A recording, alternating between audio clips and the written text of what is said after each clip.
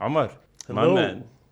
Nice to have you. Thank you for having me. Thank you for having I'm me. so happy you're here because honestly, Likewise. you are the most interesting guy I've seen in a while. Appreciate that, man. So I Appreciate that. really loved like the things we talked about, and I really wanted to have you here today. So for those who don't know, you are the Founder and CEO of URent. So okay, URent is dubbed as the Airbnb of mobility. In short, it's the first marketplace in the world that facilitates listing and renting everything mobility. So I took Airbnb's concept, which focuses on real estate, delivering the peer-to-peer interaction. So there's the customer communicates with the real estate homeowner, and there's an in-app coordination to where it's not an aggregator but a marketplace. So I replicated that model, yeah. but focused on mobility, so vehicles. But did you like, was it started at the same time as Airbnb, or did you like wait for a few years until the model sort of like proved itself? Of course, no.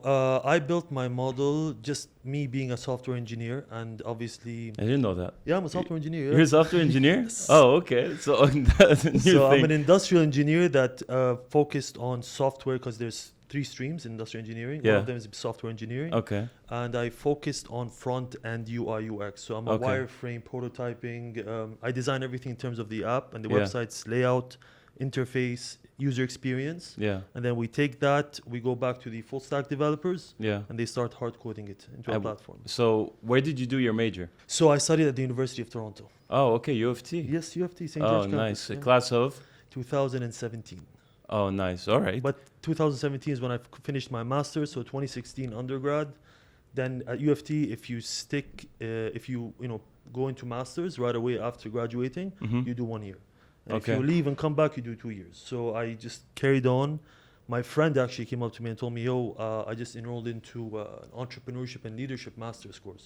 Okay. I don't know what that was all about, but I was like, entrepreneurship, leadership sounds interesting. Yeah. And I tagged along, and it wasn't really anything theory.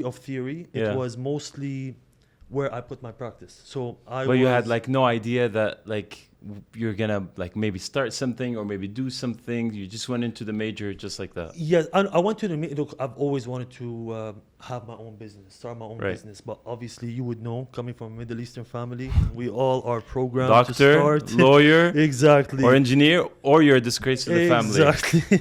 So coming from a place where peer pressure, start with corporate, get experience, Yeah. that never really fit in my Yeah. head. And obviously, backstory, we'll talk more into detail about that. Mm. I started my first real business when I was 15, and it was a side hustle.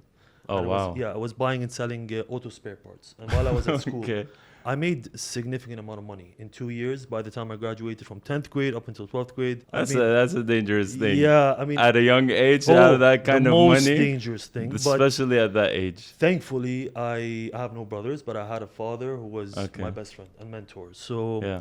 he never really spoiled me by any means. He Okay. told me, you want something, you work for it. And he put me in that grind mode from a very young age.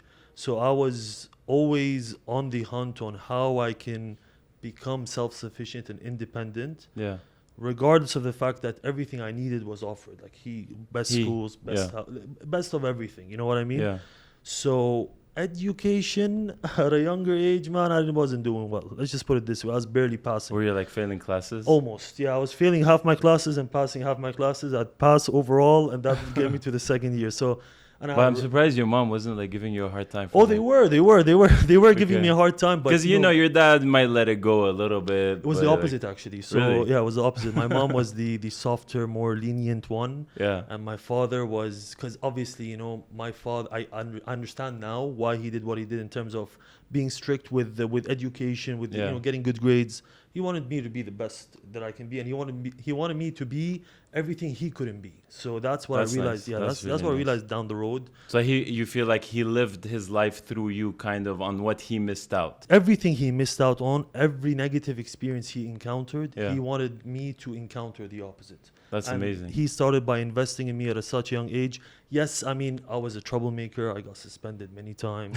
I was from 5th grade up until 10th grade. I had, the wrong circle of friends. Yeah. I wasn't just there. But the funny enough, what bounced me back into taking life seriously is when Yeah. I started the first business. When I started making money. Yeah. So when I started making money, I could now sit down with my father and have business conversation. Tell him, Yeah. oh, because I'd get scammed sometimes. Yeah. I'd get sold parts that were faulty. Yeah. So I'd sit with him and tell him, how do you deal with these situations? Yeah. So I became obsessed with business Yeah. ever since I made my first 100 dirhams. You know what I mean? Right. So that put me on a completely different mindset. I stopped going out, stopped hanging out with friends. All I'd do is BlackBerry days, if you remember. Yeah. BBM. I'd hop on BBM and I'd Yeah. make connections to get sourcing and get parts for the lowest prices.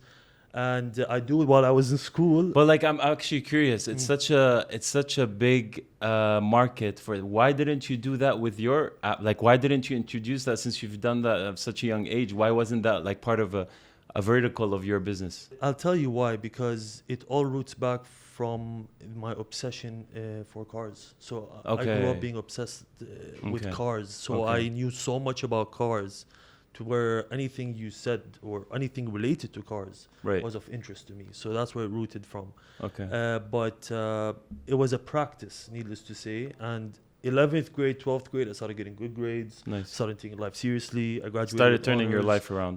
My whole life turned around, but also I started living the lone wolf life. So I stopped having any interest in whatever my friends were doing, whether it's playing computer games, PS4, PS3, Yeah. whatever it was at the time. But this was when you were still here. You still haven't moved to Correct. Canada. So when I was 15, I was still here. Yes, I was still Okay. based here.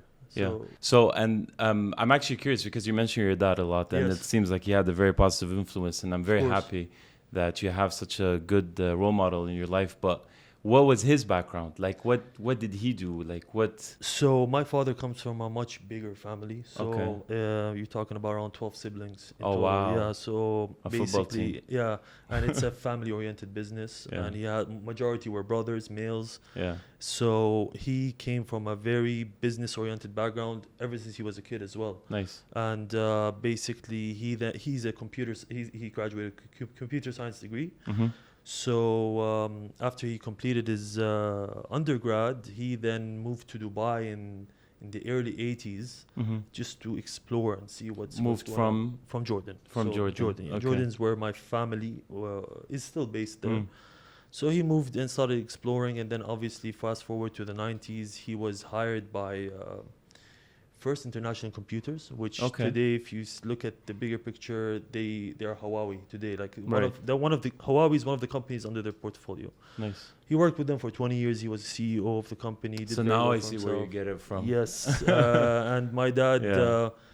regardless of his successful background, even his family being a successful Yeah. family-oriented business, he started alone. He didn't inherit anything. He didn't take anything.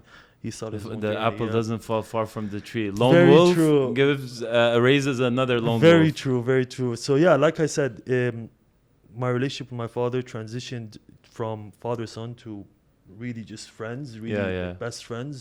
As I started getting into business, as I started getting good grades, as I started looking at my life Right. seriously. And he, if anyone, like obviously my mother always has the worry factor. My mother Yeah. always worries about me. So my father is the only guy to this day, Yeah. that no matter how Yeah. deep I went in terms of risk, he never worried about me. And he coming from him, he tell me I never took risks that Yeah. big at your age, but I respect you for it and I encourage you to keep going, because Nice. he believes in the fact that I will eventually get to where I aspire to become. So Mhm. I'm lucky to have that. for That's sure. very good. And I understand he's a chairman at your company too. Well, yeah, one of the things that I wanted to do for him, Yeah. being the founder of my company and starting my company, is appoint him as a chairman. It's Nice. like a gift to him. This is That's something very that I nice. built, but I want you to be a part of it as well. You know. what I That's mean? really nice. Yeah. So going back to the company, how did you come up with the idea? Like, I'm sure there was like a light bulb moment where you were like, you know what, this is it. This is what I'm gonna do. So it all started when I started using Turo. I'm sure you're familiar with Turo. Yeah, So Turo is the first startup in mobility that started offering private vehicle rentals. So 2012, I was in Canada at the time. I downloaded the app, but what was different is it wasn't a car rental app, but I was renting cars from owners, like normal people. Right. So I'd find a 2012, even older, 2008 Porsche 911 that was listed for $250 a day. I was like, what? That's crazy. Is that even real? Yeah. So I started using it, and then I started building relationships with these people. And Yeah. I was like, you know what? This is not just a car rental app, but it's like a more of a community-based Yeah. startup. And they actually were the first to launch car rentals using the Airbnb model. So Airbnb, I think, dates back to 2008 when they really launched. Airbnb was the first platform to offer what they call the sharing economy. So Okay. private real estate renting. So individuals can list their own, whether it's a house, an apartment, or even a condo for rent, basically, Nice. rather than just having. And it what through was the agencies. peak valuation that Turo got at that point, if So you remember? Turo stands at a $2 billion valuation today, but Mm. That's because they're focused on one segment, cars, Okay. versus Airbnb, which is valued at 100 billion today. Okay. And why the difference is, it's the variety of services they offer. So that's also played a role on why I decided to have YouRent offer cars, yachts, jet skis, ATVs, chauffeur service, limousine service, motorcycles, and we just Mhm. added helicopters. So Oh wow. we have 8 revenue streams, so 8 different audience of individuals that were interested in certain categories. So versus Turo, you have one customer, has to be 21 years old, rents a car. Yeah. And when you open up yachts, you're looking at families, you're looking Yeah. at tourists. When you open up jet skis, you're looking at teenagers. So Yeah. you're opening up the business for multiple variety of audience as well as multiple revenue streams. So Nice. I wanted to be Airbnb is valued at 100 billion. Why? Mm. It's because they started initially with just normal real estate. Mm. That then evolved into apartments, cottages, townhouses, farms. They went into every different form, and now obviously hotels. They penetrated every single form of real estate and listed it on the platform. So Wow. yeah, Okay. hence putting So them on so the map. you got the idea, you got the inspiration, you understood the model. Then the next step was you're like, you know what? I'm gonna set up the company and decided to make it headquartered in The UAE. the UAE, in Dubai. Why is that? Look, Because there could have been I mean, Canada's a good ecosystem for like a startup. There could have been many other countries, where you have access to venture capitalists and investors. Why here? So what I did was exactly what Kareem did. So why didn't Kareem launch in the Western world? Because they had Uber, who is a giant competing in that Correct. space. They had Uber, they had Lyft, they had several other startups that are in the ride-hailing space. So to them, what was their competitive edge? So what is outside the patent jurisdiction of Uber? That was the Middle East. So why did they choose Dubai? Because we both know Dubai is the marketing base, or it's the biggest stunt you can do in terms of marketing. Right. Is launching in Dubai, but at the same time, it's a great launch pad for startups. But what people don't know, it's the hardest to establish it. Really? Yeah, it's How one of the come? hardest because of the regulatory arm. So Kareem, when they first launched, obviously they were a limo company for the most part. So they had limousines, which obviously today it's still a limo company, but they Well, launched. it's everything now. Exactly. But so I looked at Kareem, and back then Kareem was fairly new. I was like, you know what? Kareem replicated the model, changed the colors. If you open Uber, if you open Kareem, it's the same app, thing. different colors. They didn't recreate or reinvent the wheel. They found something that works. They And found a just huge did- gap in the and market, which is localized the Middle it. East, and they rebranded it so that it's fit for the Market. Middle East or the region. So I really looked at Turo. I was Mhm. like, you know what? This would be huge in Dubai or the Yeah. Middle East. So that's where it really stems from. Is Yeah. I wanted to recreate my own version of Turo, but in the Middle East. Okay, which basically brings me to my next question. If I remember, there's a really interesting book called The Hard Thing About Hard Things, Ben Borowitz. And he says that it usually takes 6 to 10 months for a competitor to come up and with a lot more capital, a lot more backing, and just push you out and take the market share. Correct. how was the competition? Because I'm 100% sure there must have been a lot of other people that looked at your model and be like, you know what, this is actually gonna go big. That's a very good question. Now, I've met more people than I can think that told me, "Oh, I was gonna do the same project. Or I was It's gonna always develop the it's same always the project. same Oh, thing. last year I Yeah. was going to. I was." Here's the thing, man. Until you actually do it, Yeah, so 100%. until you true. actually do it, That's so true. and you encounter the obstacles that comes with it, that's when the test starts. So what Yeah. happened with me was Even if you have unlimited funding. unlimited funding, unlimited backing. Yes. So with me, what people don't know is I started 2017. 2017 is when I really took this into my own kind of like. I was So like, that this was is- right after you, like, I came back straight 3 out of months later, university. right after I moved No back to work Dubai. experience, nothing. Zero corporate experience. Well, I don't even mean, know- apart from what you did as a. but nothing was young- contractual with Yeah. what I did. So yeah, you're right. I came back, zero corporate experience. I even applied to corporate jobs with GE, with Yeah. PwC, leadership programs for engineers. I even went to the interviews and got Yeah. accepted to 2 of them. And there was a deadline in August to accept the offer. Yeah. And in my head, I was like, do I really want to go down the nothing in me wanted to work in corporate.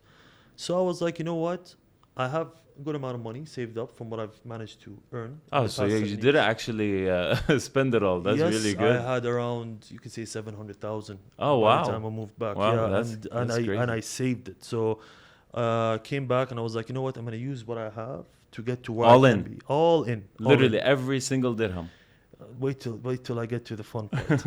So Yeah. 2017 is when I was like, finish. I'm gonna take this into my own hands. I had a very simple prototype that I built. I was like, you know Yeah. what? I'm gonna use this to show investors so I can seek more funding Okay. down the line. But I immediately started. I hired one full stack developer, and I was like, you know what? Let's. I want to start developing it and see where it goes. Okay. So I started. And it started as a website or an app? We started as an app. So As an app. before, a website Okay. came after. Okay. I started with an app, but the most difficult part about it was the fact that it was we always sat, me and my full stack developer were like, okay, so version 1 beta launch will be these features. We'll finish developing these features and we're like, you know what, let's develop a little more. So we kept delaying the Yeah. launch because the biggest obstacle I had was I couldn't even launch my business because if you go to the DED, so Dubai Economic Department, to get the license to operate, and obviously me being in the vehicle rental space, I had the RTA approval. I needed a license from the RTA. And they're probably, it's all new to them because It didn't you- exist. Yeah, because you're the So- first one to do it. So I go to them and I go like, yeah, I want a license for a marketplace for rentals. They're like, well, it's not allowed. Yeah. So I was They like, actually okay. told you that? Yes, they were like, no way. Like, they told me, no way. There's no way we're gonna allow a marketplace for vehicle rentals, let alone let individuals list their cars on the platform, let alone. So that was 2018 now. So I'm Oh, 6 months wow. into developing. Stumbled upon a partner. I was like, you know what? I can help you get the license. It's gonna cost you this much, and this is how much I want in equity. To me, being the young, naive, I was still very young, very naive, saw the best in people, still fresh Yeah. in terms of business. Now, what you need to understand, now I'm going to talk about more into the how life Yeah. works with you Yeah. in terms of when you set any intention to start Yeah, yeah. anything. So you have to understand, if I told myself I was going to build a business that is going to eventually become what it's becoming, life wasn't gonna give it to me on a golden plate before it put me through tests. That's true. So I didn't know that back then, but as I started and as I started going, that's when I was met with obstacles after obstacles after. And that's the most demotivating one. Like, imagine someone telling you can't even do this. Like, just go. Look, Go away. let me tell you something. When I started my business, for the first 2 years, so you're talking end of 2017 until the end of 2019, nothing was going my way. Absolutely nothing. So everything I was doing was telling me, give up. Because the partner that I trusted to get me the license Yeah. didn't fall through with the license, Yeah. couldn't get it. How much and how much did he want equity for that? So you're talking about 20% equity, Just for that. plus cash on the side as well. Wow, okay. Needless to say, nothing's guaranteed. Even if someone tells you 100%, just know that it's a 50-50. You know what I mean? Right. So I was met 2 years into developing and relying on a partner to get me the license. I was fully dependent on the fact that the license is going to be secured. How did he make you so confident and sure that he's going to get it? Let's just say that from what it showed, from what it seemed at the time, from the connections that were Yeah. mentioned, the Yeah. network that was present, The name dropping. the name dropping, I was fairly confident. Let's just say that, let alone no one was approaching me saying I can help you. So I grabbed onto the one person who said he can. You know what I mean? Yeah. So again, one of the few characteristic flaws that I had that needed to change through experience, if that makes sense. Yeah. So what you don't realize about yourself is you go through a molding phase, and the molding phase is Yeah. purely these experiences. Yeah. So and how you react to them. Right. So to me, it was everything was happening to me, but not knowing that it was happening for me. I understand. Does that make sense? Yeah, 100%. So- So you didn't see The reasoning behind the silver lining 100%. around, because at that time it was just rejection after rejection after rejection. So basically nothing was going your way. Nothing was For going how my long? way. I would say so. 2 years now have passed. Yeah. I've been told that I cannot get the license after partnering. And with you've that been individual. trying for 2 years and spending money. I've been and just- waiting and developing. So I was like, let me develop as much as I possibly can until I get the green light to get the license. Yeah. That was what I had in mind, and then I would proceed to launch the business. So 2 years now in. So you're talking end of 2019. Oh my God! I Just right before Corona, also. Wait for it. So Man, your life is a movie. So I took it into my own hands. I was like, you know what, Omar, maybe it's me who has to go and pursue this license. So I started going to the RTA headquarters for three times a week for 6 months. Just knocking on doors. Every day I would show up. I'd spend hours there trying to find someone to help me. Until one day, and I would say that was, now we're talking December of 2019. Yeah. Just before New Year's, I walk in and some lady walks up to me. She's like, "Excuse me, do you work here?"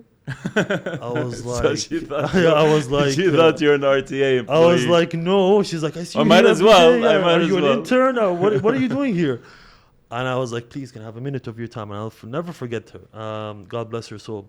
She took me into her office. I explained the concept to her. I was like, really, I'm trying to improve the digital landscape of Dubai in this vehicle rental space. Yeah. And it's in line with His Highness Sheikh Mohammed bin Rashid's vision Right. to make it a smart city. So this is what I built. This is a prototype. Please just talk to someone who can maybe sit with me to look into regulating this business. She's like, okay, just leave it with me. I'll see. You didn't know who she was at that time. I don't know who No she idea. was, nothing. She just sat with me, and then I obviously was like, okay, just do me a favor. Just, you don't have to come here every day. This is my WhatsApp. Talk to me, and I'll keep you updated, and we'll take it from there. Yeah. Then New Year's comes along. We're in 2020 now. I'm not gonna lie to you. I was now running out of cash. I was hammering. Yeah. I was like 4 months left before I ran out of cash. Yeah. So I was like, okay, if they give me the license, I'll have just enough cash to take this business to the market. Yeah. Until then, it's a proven license concept Yeah. where I can raise more money through investors. Now, obviously, along the way, I had 2 or 3 of my friends who participated in small tickets, so they invested as angels with me in the business. Okay. Obviously, And they're still with you. of course, they're still with me invested. today. Yes. Okay. And basically, what ended up happening was just after New Year's, I was driving back home. I was with my father in the car. I kid you not, I'll never forget that day. I was driving back, and I was at a point where I was just collapse. dragging myself through life. Yeah. I was already around over $1 million dirhams invested into the business, Right. not knowing where it's going. Yeah. Zero revenue. Zero revenue. I had overhead. I had 3-4 employees that I had to pay salaries to. No insight. Nothing was clear. And I was like just thinking in my head, and I was telling my dad, I really hope the RTA comes through, because if they don't, I don't know what I'm gonna do. Man, it's so hard. Like you have Yeah, your I know. entire business model based on a decision of a person. Correct. And So but like, and looking back, didn't you feel like you should have not invested that money before even knowing that? Like, didn't you start questioning yourself, like, how on earth did I spend that kind of money without even knowing? look, Here's Like what you start questioning everything, right? I mean, because then you're like, what's look. it's I 2 years in. was met with him, and I'm gonna say this openly, just because I feel like a lot of people out there would want to hear this. Mm. I was in a place in my life where I've told enough people about my project where it became a joke. So it's Yeah. like, oh, People that's stop taking business. seriously. Business is not giving. When is it ever Yeah. gonna launch, bro? Like, Yeah, is it yeah. ever gonna launch? So Yeah. did you launch? Like, I became so isolated because I was like, I'm in this too deep now, and I'm not gonna give. See, that's one thing I didn't do. I did not. I wanted to give up so many times. Yeah. Darkest of darkest Yeah. days, man. I was Yeah. very dark, but there's this little spark inside me, man, Yeah. that kept telling me keep going. I don't Yeah. know what it was. I don't know what it is. And back then I wasn't really spiritual. I Yeah. was really just living life for what a lot of people today live it as in 1 + 1 is equals 2. Yeah, yeah. No one's gonna come save you. No miracles don't exist. You know what I mean? So I was Very still pragmatic. literally. So that's how I was going through life until I got that phone call. So I was in the car driving back home, and I get Oh a my phone call God. from the RTA That's crazy. saying that we approved the license and you Yeah. can come visit us next week to discuss the details. I was over the moon. It's like someone hit a restart button in me, bro. Like I went from extreme lows Yeah. to an extreme high. Yeah. But here's the plot twist. The plot There's twist more. was I was like, God is great, and that's when I started going like, you know what? This is a miracle, man. Yeah. This cannot be just, this is not normal. Yeah. And that's when I, started turning to God. I started, building a relationship with the higher power. Which God. wasn't the case before. It wasn't the case before. I was, just a normal individual Living life. the normal way. So, and that's when I was like, I became obsessed with building that relationship with him just to see what's gonna come out of it. You felt like it was a test. Like, are you really gonna like? Yes. And here is the plot twist. So Okay. immediately, as soon as I was like, thank you, God, for this, I will make sure that I live my life in the best way possible moving forward. Yeah. I'll start praying and all that. That was the good stuff. exchange. Here's what happened after. What? I came to launch my business March of 2020. Yeah. Just enough money to market the business and get it. I had only one business on board. So one guy Mm. was a friend who has 100 cars, a company, who agreed to list his cars with me, and because I'm just to help me out. Yeah. He wasn't really looking at my business as anything that's going to become successful. So, But he wanted but to he wanted help, to support me. Yeah, yeah. he's like, you know what? Here's my cars. List them with you. I come to launch. I announce the launch date for the second time, and then COVID happens. And when God. COVID happens, RTA calls me and they're like, Forget we know it. we licensed you. No, we know we licensed you, but you cannot launch until we give you the green light. I was like, okay, so how long? They're like, we don't know. We don't know. Everything was Maybe we don't 3 know months. Maybe. And then what did I just tell you earlier? I was like, that's when I really locked down, and I was like, you know what? God is great. God's the reason I'm here.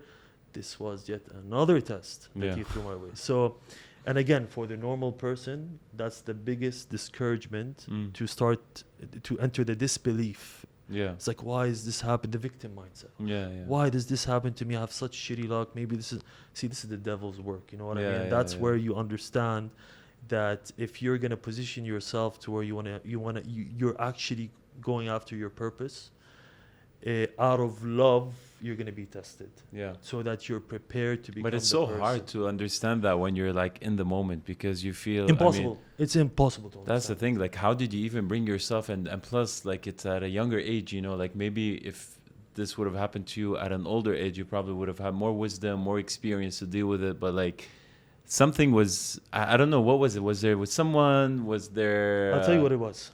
Yeah. You just said it. I didn't go through corporate. Mm. I didn't go through life experience. Exactly. So, like I said, you see people who spend 20 years in corporate, start a business in a year and become so successful. Mm.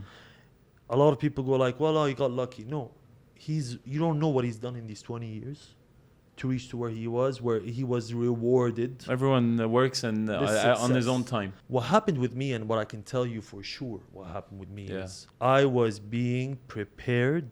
It was like, okay, you're young, you have no experience. I'm telling you how life would talk to me. It's like, you're young, you have no experience. We need to prepare you. You need to put you in the oven. Is that the talk in the mirror every morning? 100%, 100%. Oh, I talk The to accountability I mirror. talk to myself more than I talk to people. Trust me. Yeah. No. I've built a very good relationship with myself. With by yourself. talking to myself, Exactly. Does yourself have a name?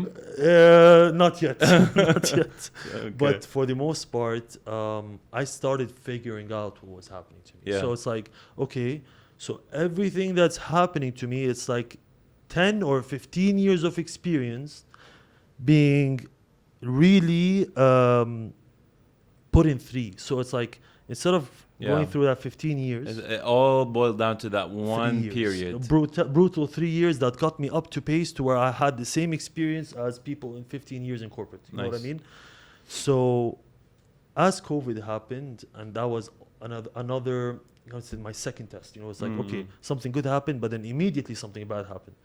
And that's how life works, man. And that one was like severe because that one, no one knew what was happening. No one knew when it's going to end. No one knew to what extent it's going to go. Let alone that in the investor space with startups, mobility became the last thing people wanted to invest in because no one was social going out. distancing. Yeah. So anything to do with contact was a risk. Right. So it was very uncertain where the mobility field or mobility space was going in the investor Right. environment, you want to say. So April, May, June, July, I was 100% bankrupt. I had no money to my name. I had one employee that stuck with me. He's my lead developer today. August, September, October, I went back to doing side hustles just to make sure I pay that one employee so that I don't lose everything. Before even paying, obviously, like you RTA was nothing from the RTA yet as a green light to operate. So now we're in October 2020. Yeah, we're October 2020. I literally, now I entered a whole different realm of uncertainty. I was like, honestly, خلاص. استويت. yes, مش استويت, like well done, overcooked, burnt. You know what I mean? I was burnt out to the extreme. Yeah. And I'm sure it started taking a toll on your health. Oh, severe. I became so isolated where my own parents, my own house wouldn't see me. So I would I'd wake up in the morning, I'd go to the gym. At least you still went to the gym. Training was the thing that saved my life. Okay. I had to release somehow. Yeah. So go to the gym, and then I went to this one location, Costa, on Al Wasl Road. I went to every single day for 8 months because I had to close down the office I had because I couldn't afford it. Yeah. I couldn't afford to keep it. So I told all my employees work from home. I'll do what I can to manage. These 4 employees now became 1 employee by December. I was now 1.6 million in debt. Oh my God. Nothing to my name, and I wasn't by any means gonna put anyone in what I created. You know what I mean? Yeah. No, like I didn't ask for any help. I was like, I'm in this on my own, and to the extent where, and that was the hardest part, is when, I'm not gonna lie to you, man, that was the first time I was like, what if I need to get a job? Yeah. Which was frightening for you. Not frightening. It just being in that mindset after 3 years of going after this one concept. Yeah. I was like, I don't know what's happening. Yeah. I don't do I need to do this? Do I have to really?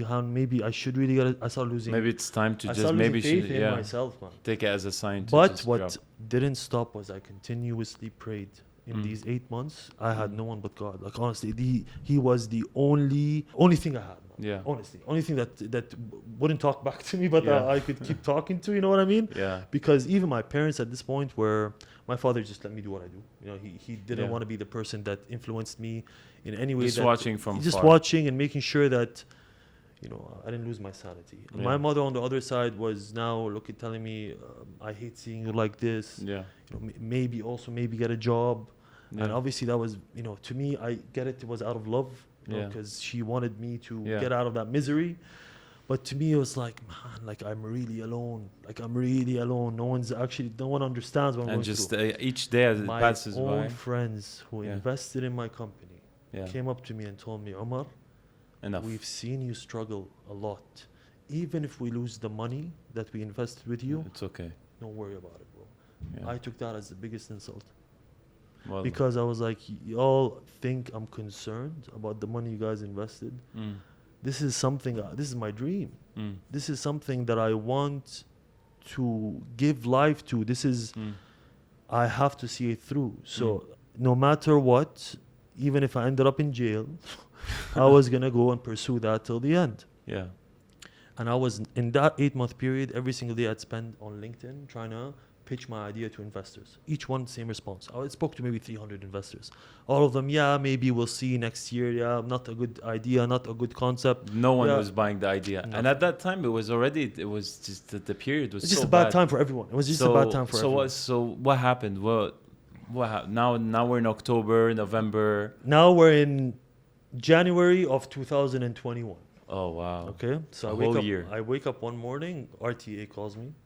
Couldn't believe it. you're You good- thought you were dreaming. You're good to go, but you're good to go with a guy who has now 2 weeks to pay his only employee. Otherwise, his only employee has to go back home because I can't afford him anymore. No office, nothing, no money to my name. Even if they gave me the green light to launch, I'm like, what am I gonna do with it? Launch a business with nothing? Yeah. And then I sat with myself, man. I was like, you know what? I'm gonna launch the business. As crazy as that sounds, I had one company on board. I'm gonna launch the business. No office, nothing, no accountant, nothing.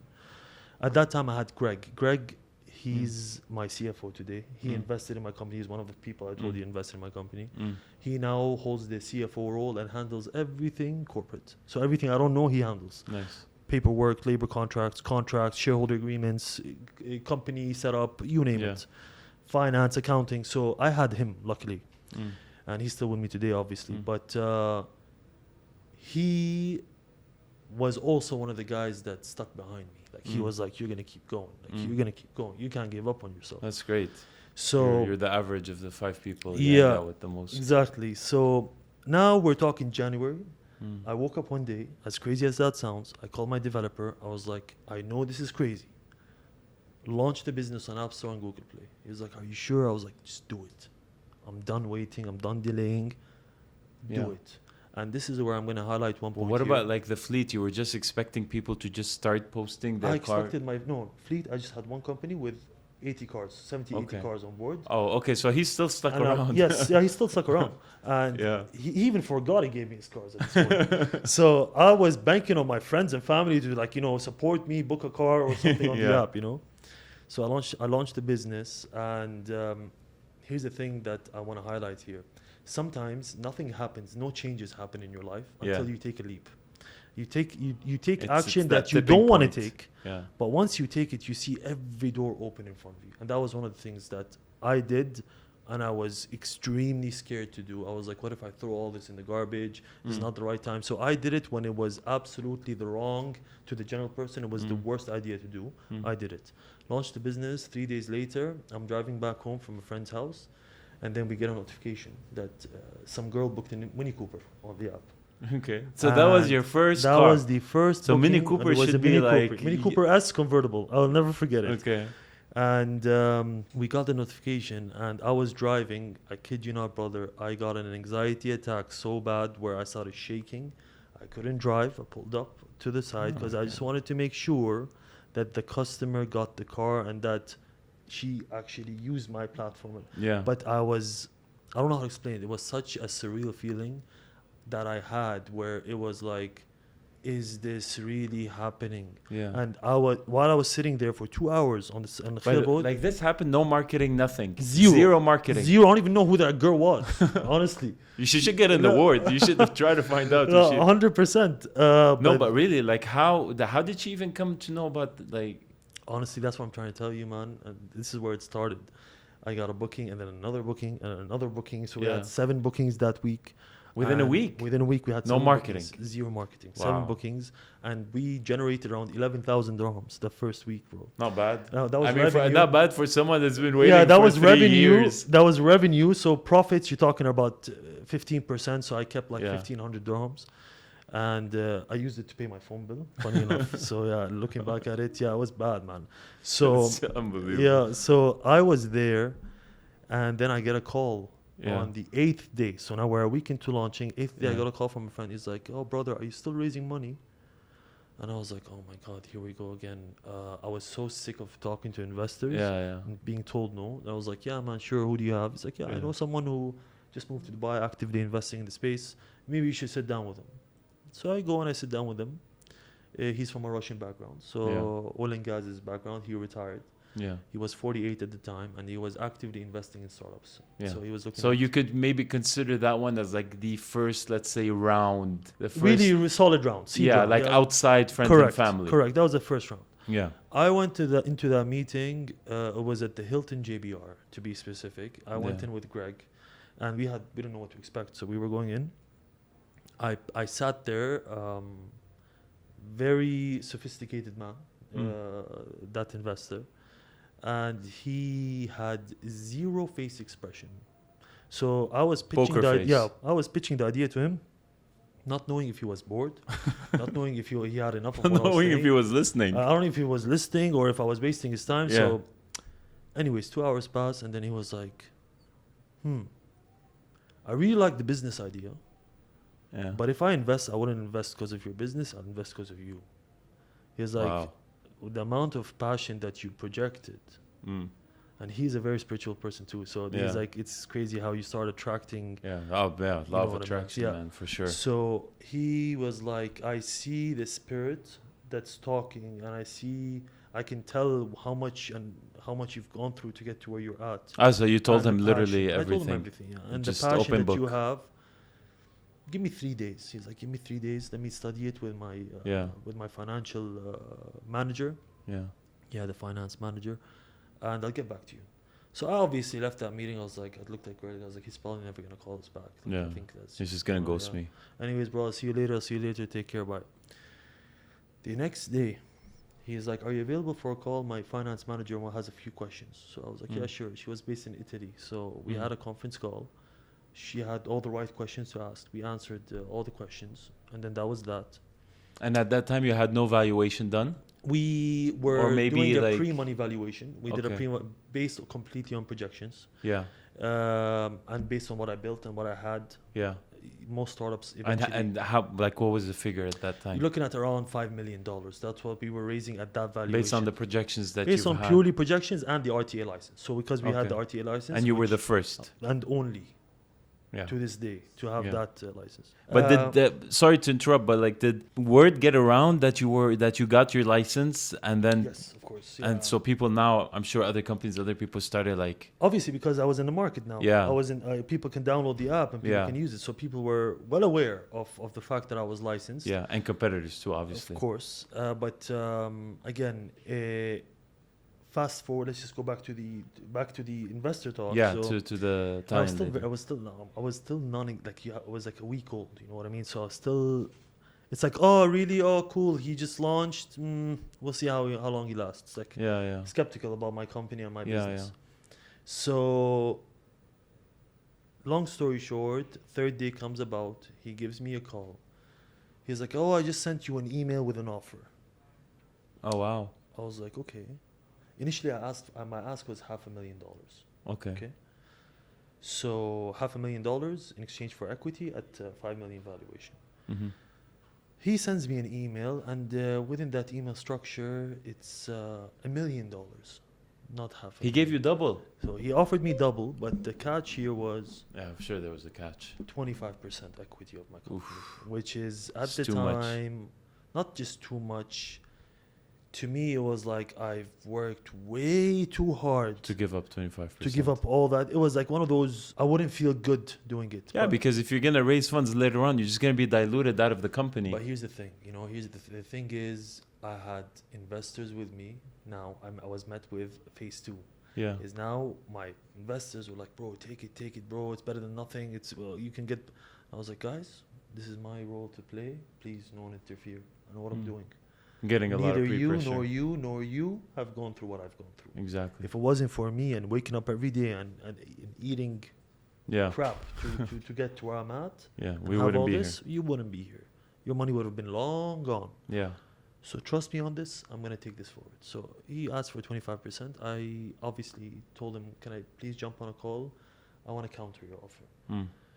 And this is where I would say it was the first time where I believed in myself in terms of enough belief in myself to where the risk here was losing that investor. So it was Yeah. a huge gamble for me. So I went up to him. I was like, listen, I really appreciate your offer. I really appreciate how prompt you were. But I've been through so much and I've moved mountains to get to where I'm at. And giving you this much equity, I will not feel good about it, nor will I be motivated the same way I'm motivated. So my counter is, this comes to this around, I think it was 16 or 17%, 16%, 17%. For 1 million. For $1 million. And then he paused for like 15 seconds. I thought we lost signal. I was like, I was still waiting and there was no response. And I was like, hello? Are you still there? Still there. He's like, yeah, I'm still here. You know, It seems like a character, this guy. he is an absolute legend, man. Yeah. Honestly, look, we've been through enough encounters together to where now He still he didn't sell his share. he's with me, and he's one of the reasons why Oh, wow. we are where we are. You know, like Amazing. he's believed in me a lot, even at times where No one did. no one did. So. Yeah. He was like, I've never done this before, but there's something in you that I see. It's done. Send me your banking details. I'm going to wire you the cash. And then we'll worry about the contracts later. Oh my God. I can't. So this guy was willing to wire you 3.6 million dirham. No Correct. contract. No contract, no paperwork. And he's not, and I don't think he And doesn't even live here. I've known him Like, for he 3 does- days. At the time he didn't, but he Yeah. was, and I've only known him for 3 days. And he followed through? On the 4th day, I had 3.6 million. I had 1.8, and then the following week, I had another 1.8. You probably thought this was all a dream. This is it's not happening. Honestly, that's when it all clicked in my head. Yeah. I was like, this is what I had to go through to earn this. Yeah. That was the tipping point That was the tipping point for of me. And everything for the last few years. Not by any means did I, and by the way, I banked this money, but I cannot tell you I was over the moon yet. I was still recovering from the emotional baggage and trauma that I was going through trying to launch this business. So everyone around me was over the moon. Yeah. I was still like, I wasn't. Side question. Were you in a relationship at that time? No, I wasn't, but I got into one right after that. So because I was like, how, like that's something something that's a very good question. That's a very good because question. that's something that would have probably affected your other personal aspects. I was in a life. relationship when I first started the business. As soon as I encountered issues with my business, I obviously stopped. I stopped being. You weren't yourself I anymore. wasn't myself anymore. So Someone I don't else. want to be around anyone. So obviously that went to shit. So Yeah. closed that chapter. But at the same time, I couldn't even think of women, bro. While I was going through that, bro. Like, I that was need the to last pay thing my on my bills. mind. Yeah, literally. I need to pay my. I was worried about. I was worried about. phone bill. I was worried about everything but that. So Yeah. I was fully focused on that business, man, and I was fighting for my life. Honestly, Yeah. I was fighting for my life. It was a life or death thing for me. So that's how serious I took it. So I banked that 1 million, and I immediately see I haven't taken a break since 2017. Yeah. Since the day you got that money. And I got Well, that money. not really that money, but since day one. But and like not like I banked that money and I went for a 1 month vacation. No, Yeah, yeah. I went straight into building because I was like, this guy believed in me. I can't let him down. Because by that time you already had people already downloading, renting. Forget all that. I was like, this man believed in me and took this 90% risk in my business. I cannot let him down. That's what I took it. I was like, this guy, like I cannot. How old is he? He was 48 at the time. Oh, so he's not. No, very, very dynamic guy, Yeah. very active, very. To this day, he's extreme. He's a. He's And a it's so character. funny that there is absolutely no connection between you and this guy Zero. except the person Zero. that made the Zero. introduction. So he Correct. was just someone completely out of your circle. Correct. That is 100% divine intervention. Thank you so much. And There is no when you talk way. about that's when I started doing the divine dance. So the divine dance is when I started my spiritual journey, where I started looking at everything as a divine plan. So if something bad happens to me, there's a lesson to be learned. Something good happens to me, I've now ascended to my next cycle. It's a continuous cycle that never stops. It's not like good times forever. No, it's there's a. So I started I started now building the business. Mm. It's February 2021. Mm. I started hiring people. I took an office. Mm. Within 3 months, I was 12 employees. Full time. Full time. I had now 20 companies on board, X versus one. I was growing. Let me just give you an idea. So first year, we projected $500,000 in revenue, GMV, gross revenue, meaning total sales. So how it works is businesses or individuals would list their vehicles on the app for a certain price. I would collect all the payments and then do weekly payouts to these hosts. So GMV, gross revenue, projected first year was $500,000. We did 1.5 million. Oh wow. First year, dollars. Triple. So you're talking around 7-8 million dirhams. No, sorry, 7 million dirhams. 6 million dirhams first year. You would imagine that like people would be very skeptical about. I mean, it's one thing to rent out your house, right? But it's another thing to rent out your car. Correct. Because you know the risks, accidents, damages, things. So Correct. Like, But what's here's the thing. Here's yeah. the thing. RTA played a huge role because for example, you have a car. Yeah. We will not allow you to list your car on the app. You have to first go through a commercial conversion process with the RTA, Which to is be what? allowed. So basically, we're talking cars. Yeah. Yachts, it's a different story. Yachts, it's as long as you have a captain on board, you're fine. You're good to go. You need to have a captain on board. Yeah. For cars, now here's how it works. For cars, it's strictly to protect the owner. So you have private vehicle, private insurance. Private insurance will not by any means cover any rental damages. So if you hand out the car to someone else and they find out that there was a transaction, they will not cover the car even if you have full insurance coverage. So the only way that you could have full insurance coverage while renting out your vehicle is having commercial insurance. Okay. So initially the RTA had it set to where you needed an office, you needed a physical location, you needed an ijari to start a car rental company to have it commercialized. Yeah. What I worked with them on is none of that. All you need is an electronic trade license copy. So you Okay. pay 3,000 dirhams annually, first time fee. You register a company that's just on, it's an electronic piece of paper. You then register your private vehicle under that company to get commercial insurance. Okay. So once that car is registered, which is a very simple process, it's a 1-week process. Once you do that, you are now, this is a car rental. To the RTA, it's a car rental, meaning anything happens, commercial insurance will cover and you're good to go, yet you're still earning money from that car. Yeah. So this process, obviously it's subjective to the country you live in. With Yeah. Dubai, the biggest leap for us was you no longer needed an office, an ijari, employees. All you needed was a digital copy to do that Nice. commercial. So they really proactively worked with you. I mean, Correct. despite the fact that there was a lot of maybe pushback in the beginning, but Because they saw, once they started seeing the results. I'll even tell you what ended up happening after. So here's the thing. Yeah. This happened. I then went on a 2-year hyper growth journey. So December. So now we're talking which year? Which year are we So in? 2021 February, to summarize things for you, up until 2022. So February 2022, now we've generated 6 million dirhams. I was over the moon. We were onboarding companies every week.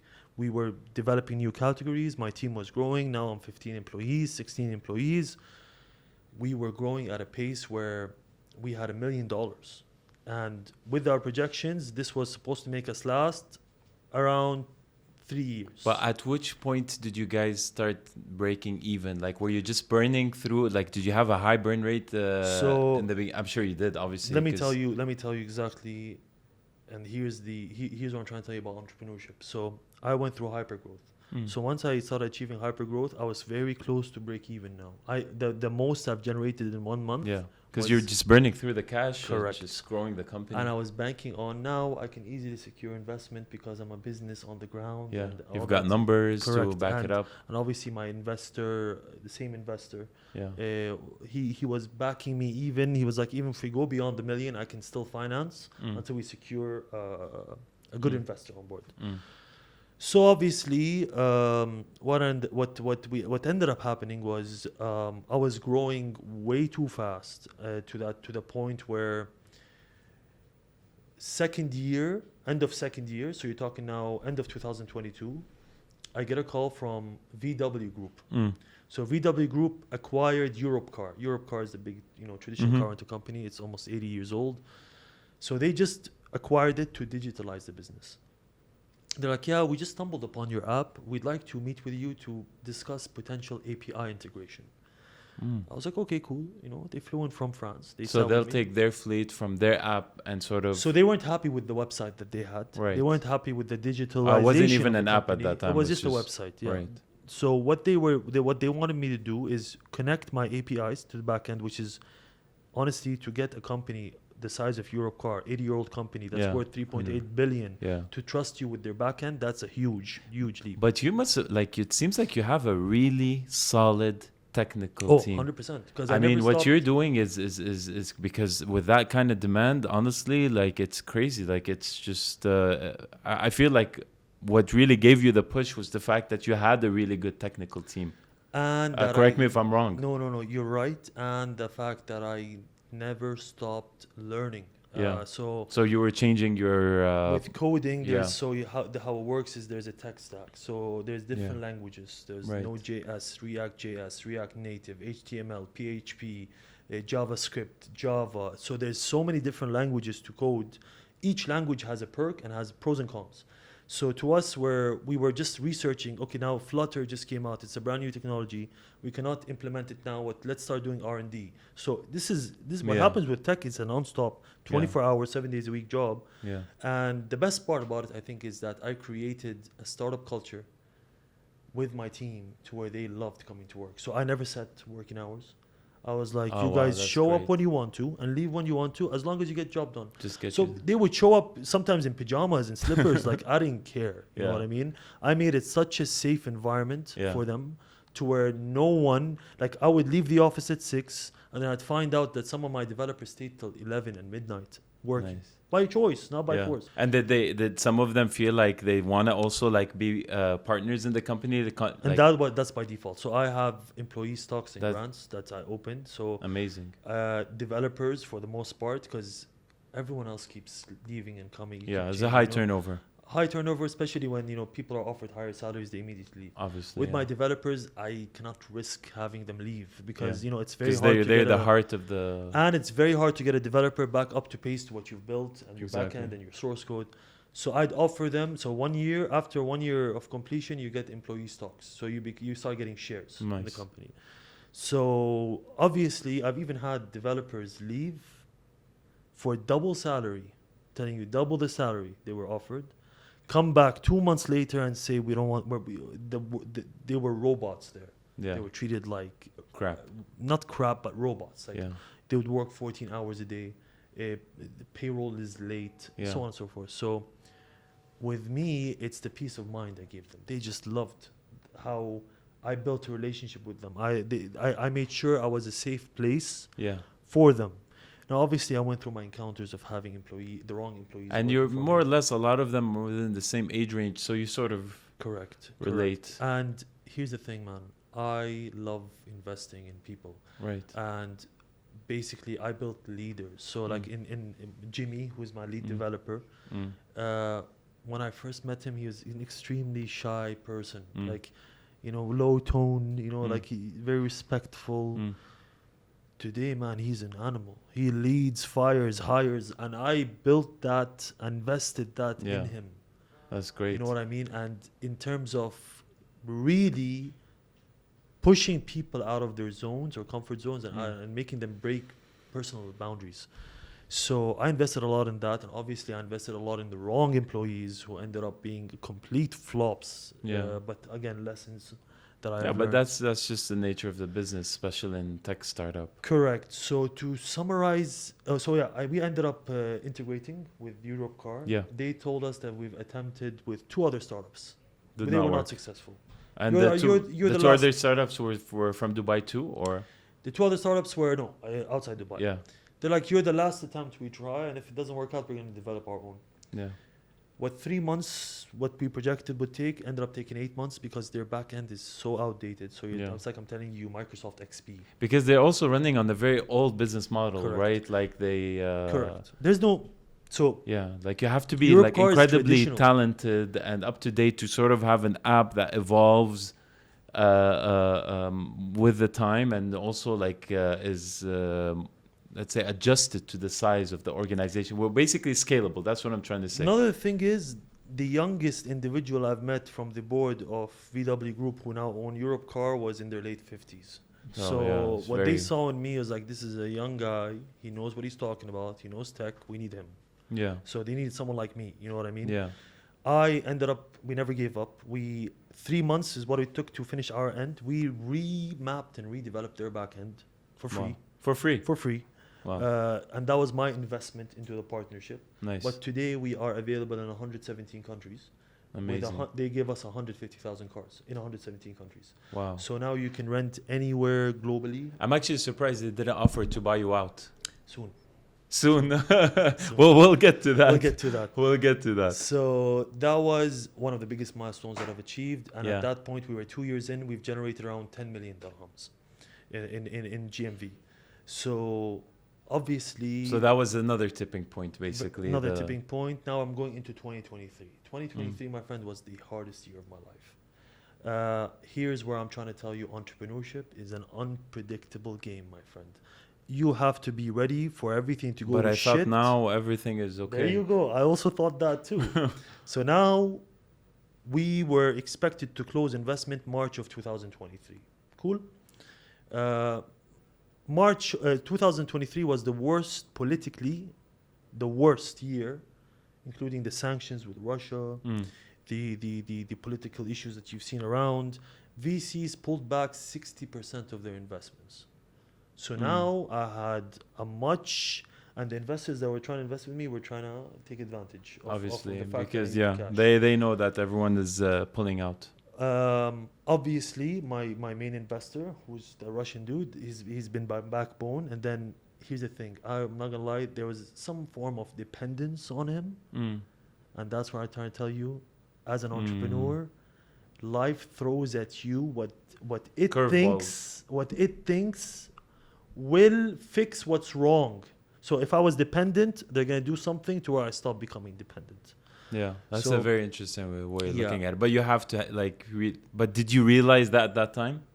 No, when it first happened, when basically I sat with him and he was like, especially with the sanctions that are happening, that Yeah. I'm now limited.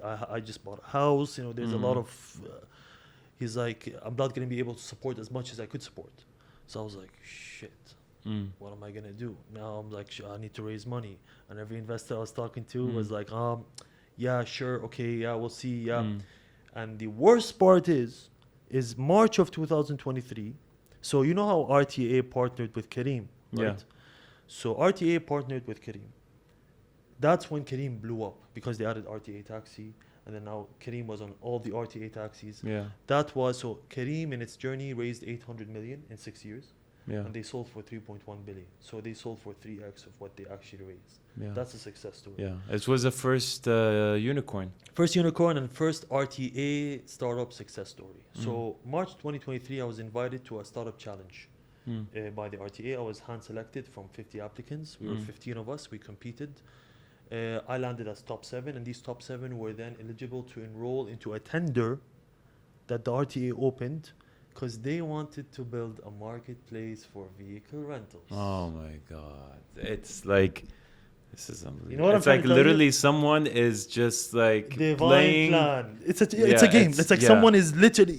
I'm trying to like tell playing every move, and you have no idea what's going on, but for some reason it's working out in your favor despite the you. adversity. Not mentioning that when did I launch? COVID, Yeah. right? Yeah. Not mentioning that I launched in COVID thinking I was going to fail, but not knowing that COVID is the reason my business boomed. Ask me why. Yeah. Because right after COVID, the car prices went through the roof. That's true. Because auto spare parts were so limited. That's true. Dealerships And had we're no still cars. suffering the effect till Correct. now. They haven't recovered. Inflation skyrocketed, which meant interest rates went through the roof. No one was buying cars now. People were selling their cars because now they're making double of what the cars valued at Yeah. due to shortage, and they were renting. So you see how the world plays. Crazy. I launched in COVID thinking, let's see where this goes. But COVID was the biggest blessing to my business because it's the reason why I generated 12 million in sales in 2 years and a bit, 2 years and 3 months. Nice. Which I'll give you an example. Turo in their first year generated around 250K USD. So This you're talking is just like about millions. this is in the States. You know what I mean? Yeah. So So- it's a much bigger market. I did 3 years of revenue in like 2 years. You know, more. You know what I Yeah. mean? So But that's very interesting. Did you really think that there was that much of a market for car rent? Like, I mean, what were the type of cars? Like, I'm actually curious. Like, were they just normal cars? Were they supercars? we have Were they- everything. That's the beauty of it. We have. But is there absolutely more everything. of a segment for like normal cars as opposed to supercars, or was it just equal? I'll tell you how it first started, where all the companies were listing with me. Yeah. Some companies were focused on exotics. Some companies were focused on premium. Some companies were focused on budget. So I made sure the balance is there. So there's just as there's a now we always have more budget because there's a high turnover with budget cars, but we still had a lot of luxury and premium cars, and that's why we called ourselves a lifestyle app. We Yeah. are an app, a shoe that fits all. Yeah. We can give you a Mitsubishi Outrage for $1,600 a month. Yeah. And then we can give you a Cullinan. And all of that was no deposit, so we don't take security deposits. Yeah. So you can book a Cullinan, have it delivered to your doorstep. You can even go as far as negotiating the price. So what makes me Everything online, literally Everything on the not a single. so people ask me Paper sign. why isn't you rent similar to like Karasti or Easy Hire, which are great startups, don't get me wrong, but here's the difference is I'm just curious. Did those start after you? they started before me. Start before you. Well before me. Okay. These startups are aggregators, meaning when you go on their website or app and book a car, Yeah. you don't really have insight on where the car is coming from. It's their job to find the car. I get it. Versus me, where you can talk to Ahmed that you're trying to rent a Camaro from, and you see his listing daily price is 600 dirhams. Hey brother, it's my dad's birthday. Can you just drop it down to 500? Sure. He goes to my garage, which is what we built, a fleet management system, which is what makes us different, is the business owner can close his office, fire all his employees, sit at home, open our dashboard, list his cars, set his parameters real time. So he can change the Wow. price from my garage, which Yeah. then reflects to the customer, and then he books it. So he can list a car, change the price, set a daily, weekly, monthly kilometer limit, set how much he would charge per extra kilometer, add his insurance policy, plus add further insurance policies that he'd like to sell with the prices that he wants to sell it for. Everything that you would do in a business of vehicle rentals, we digitalized it. Amazing. So eventually, none of these companies need offices. So what ended up happening where we started getting normal people like yourself and myself who have normal jobs, or even multi-millionaires who started calling me and telling Buying me, cars, putting it on brother, your platform. I wanna buy like 10 cars and put them with you. We'd had them with the company setup process, which took a week. Yeah. They'd buy the cars, and some of them are managing it from their house. They Wow. get a notification. And they on the just app, park it. park it, and then move it. We even have moms. We have a mom that she's divorced, and she has 3 cars, luxury Yeah. cars, let's Yeah. just say. She's earning well over 50K a month listing with us, and she's not a company, but has her vehicles commercialized and digitalized to us. So here's the difference: is the fact that But what about like the checking and the checkout process, like making sure that the car is fully okay? Like, does someone so that's where how is that done? So what I do is I put these companies on the app and I get them the customers. So as soon as you list, you'll get customers messaging you how much for this, how much for that. Everything else moving forward after the booking is completed on the app is just like how they do normal business.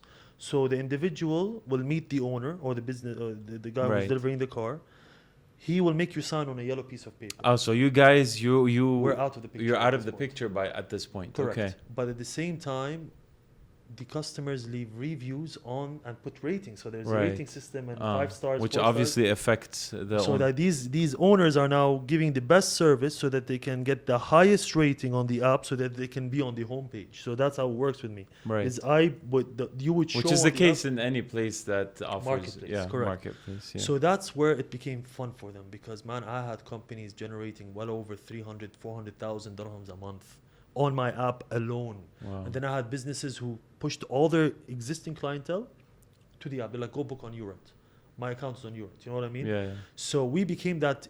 So basically, just like Dubizzle. You know, we are Dubizzle, but for rentals. Yeah. Not buy and sell. So that was the distinguishing factor. So March comes about. I got invited. I land as a top 7 finalist in the RTA Startup Challenge, cohort 1. So the first challenge they threw ever. And when I pitched my idea, so I met His Excellency Matar Al-Tayar. So Matar Al-Tayar, His Excellency, the chairman of the RTA, was present that day. And he is one man I manifested meeting in 2017. I kept telling myself, man, if I only sit down with Matar Al-Tayar, His Excellency, he'd understand what I want to do. He'd fast forward 2023, I get the chance to shake his hand and pitch my idea to him. So on stage in front of everyone. It's on stage in front of everyone. So March, I pitched my idea, and then I forgot about it. 3 months pass, and now I'm on the hunt to raise funding. We're very limited with cash. We're like bootstrapping. I was trying to be cost effective, outsourcing customer support, not hiring any more employees. Like I even downsized. I got rid of people who I didn't need anymore, just so that I can sustain this journey. So I'm telling you, it never ends, man. It never ends. Sometimes you face things in startups where it's a sink or swim moment, but I kept swimming. So RTA calls me. That was July of last year. Hi Omar, we'd like to meet with you. I met with them. They're like, okay, so this tender, now there's 15 companies competing. You built what we wanted to build, or what we wanted to initiate. Tell us more about your company. So I went and I met with several different people from the department. Told them about what I built, showed them what I built, and they were, just to say, impressed. Now it was a matter of the judges to see which company is fit to partner with the RTA. Yeah. So now you're But just I want to clarify something. So the RTA wanted to use your app for what purpose exactly? The government. Yeah. It would basically, they wanted an app that would be Dubai's rental platform. Okay. Backed by the government. Okay. In every way possible, just like Kareem. Okay, I get it. Okay. So I'll explain more in detail on how that transpires. So July comes about, I meet with them, and then again, we were participating in the tender, and then every week I had to submit paperwork, audited financials, you talk in application process took 6 months. So I was focused on that. This was if anything was to happen for me to level up, this was it. Yeah. So we're talking about now July. So when I went and I met with the board, discussed what I was doing, what I was building, and if it was aligned with what they wanted. And that's when I was officially enrolled. Basically, I was shortlisted to 5 companies. Okay. So from 15, we were shortlisted to 5 So this companies. is the tendering process. It's the tendering process. July, August, September comes about. Now you have to submit technical due diligence, financial due diligence, and organizational charts. So it's a very intense criteria. Extremely intense, and so many restrictions that restricted me from growing. So like I couldn't like list more companies until it concluded. The process is finished. The process was very suffocating for the company. Yeah. You know what I mean? All the investors were ready to invest in my company. We're like, we want to wait and see what happens with the RTA. No. Okay. You know what I'm trying to say? Yeah. So I was because obviously that would take you to a very different. I was squeezed. Yeah. First of the month, I speak to my admin. How much do you think we'll need cash by the end of the month? And I did what I needed to do to hustle and make it me and my investors to make it happen. This is how we survived, honestly. So September, October now comes about. We've qualified. October 2023 now. Yes, we've qualified to the semifinals. We're top 3 now. Let alone, my friend, the other 2. Who are the other 2? I'm actually curious. I cannot mention. You can? I cannot mention. No, I cannot mention. I wish I can. I can't mention them. Yeah. But they were.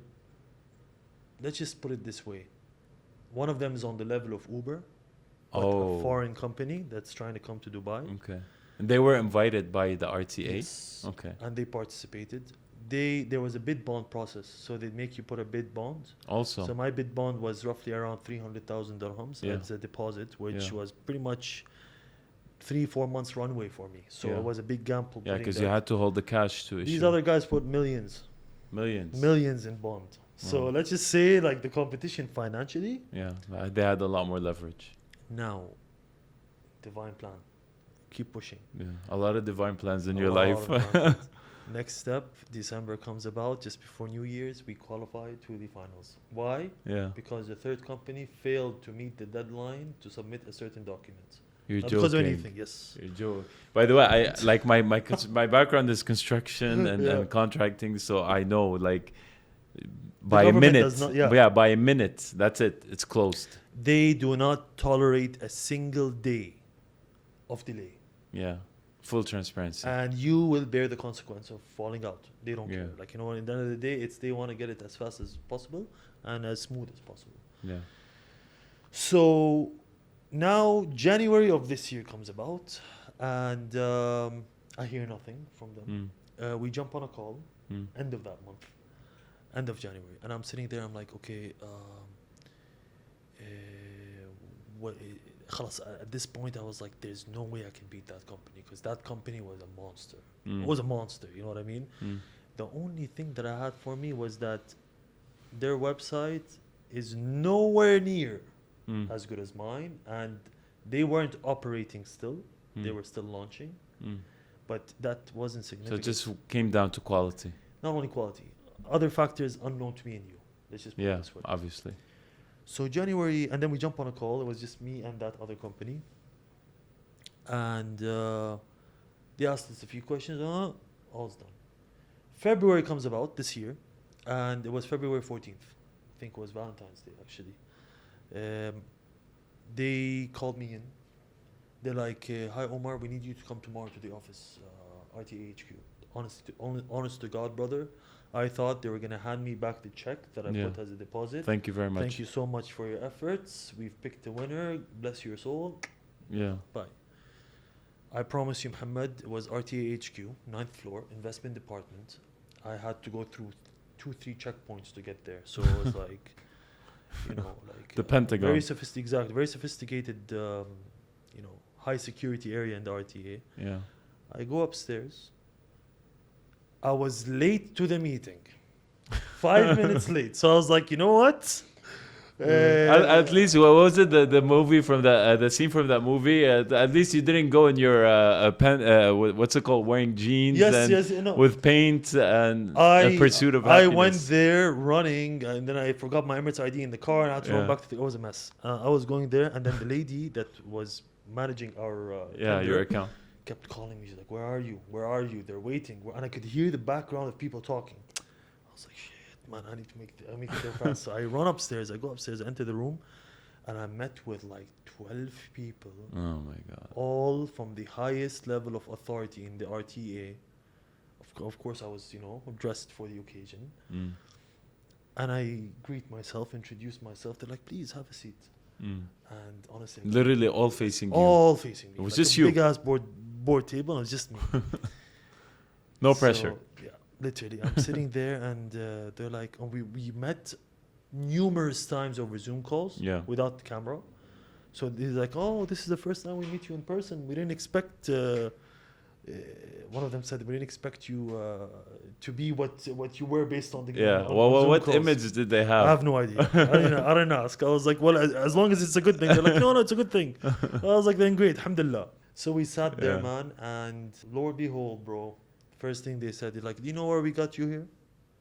I was like, "Honestly, no." It's literally like that movie scene Bro, it was a being movie, yeah. replayed. It was a movie. Do you know why we got you here? I was like, "Actually, have no idea." They're like, "We got you here because we want to finalize the deal with you, and we have selected you as the winner for the tender." Oh my God! Wow. Time stopped. Not time. I swear to God, Muhammad, I'm not even joking. Yeah. They kept talking, and I zoned out, replaying everything I went through since the first day, like it was a movie in my head. And that was the first time I felt I was on the right path, like legitimately. Because, for example, things happen, delays happen, more delays happened, but I sat there and I was like, okay, now I know why this delay happened. Oh, makes sense. It all started making sense. Bro. You know what I mean? Snapped out of it and started discussing. They're like, "Yeah, well, we see that on your application, you offered us X% revenue share. Well, you know that this is Mm. too low. Yeah. We You can't really- disclose the we really- numbers, yeah, right? I cannot disclose the numbers, no, Mm. for now. Mm. So they're like, we took X% from this company and XYZ, and so like either we work. So it was something literally out, just negotiating now on the final literally, figures. and honestly, it was a shrewd negotiation that happened. And I stood up and I was like, listen, I am honored. I am beyond honored to be sitting here. I am beyond honored to have met all you beautiful faces. But I'm not gonna lie to myself and agree on a percent I know could lead to the demise of the company and making you guys look bad. Mm. So this is how much I believe. Yeah, I can because give. their success is correlated to yours, right? And this is what they reassured me. It's like, keep in mind that we wouldn't be taking anything from you, and we wouldn't put our name in anything that Unless we don't we want know, to assure yeah. success for. So that's where it gave me the reassurance. Yet I still negotiated. And then after we completed negotiations, they're like, okay, so the next steps would be we would send you. So I had to do a vow. So there's A literal vow? A literal vow. Yeah. Are you serious? Not like it's on paper. So it's Yeah. a paper that I pledge that I will handle this project in absolute Oh care. my God. Yeah, really, I've it's in no all joke. my years in business, I've never It's heard no joke. No, anyone now do- you're talking government, man. So Yeah. I am now representing Dubai and Yeah. the RTA as Yeah. a platform for vehicle rentals. Yeah. So a part of this deal will be the involvement of Emirates Airlines, Dubai Tourism. Oh, I will wow. be advertised on Dubai Tram, Dubai Metro, RTA bus. I could add RTA bus, Dubai Tram, and Dubai Metro as a service on the platform to kind of help people in terms of booking process for buses, etc., digitalization. And that all the companies in the UAE will be operating under URent. All 3,500 registered companies will be operating under URent. And basically, they will be my marketing arm plus. So just like how they did it with Kareem, they're going to do it with me. So after hearing all that... Usually in all around the world, government interference and private companies usually leads to a lot of bureaucracy in Dubai, but in Dubai it's like the opposite. Look, in They Dubai, just do things very differently. very differently. Balaji the other day tweeted on his Twitter account because he was here for the summit, and he was reading the 8 principles for Dubai, and he was like, Dubai, he wrote a tweet, it's like, Dubai is run like a startup nation. It is. A startup company, sorry. It is, a tech startup company. And what I love about, as painful as the process was, I think it's just time. It took time. And it takes time because they're doing it the right way. So eventually, how we concluded the meeting was there was a gentleman sitting next to me. And that gentleman is the same guy who signed Kareem on board when they first partnered with the RTA. Oh, wow. Yeah. So he looked at me, he's like, you know what?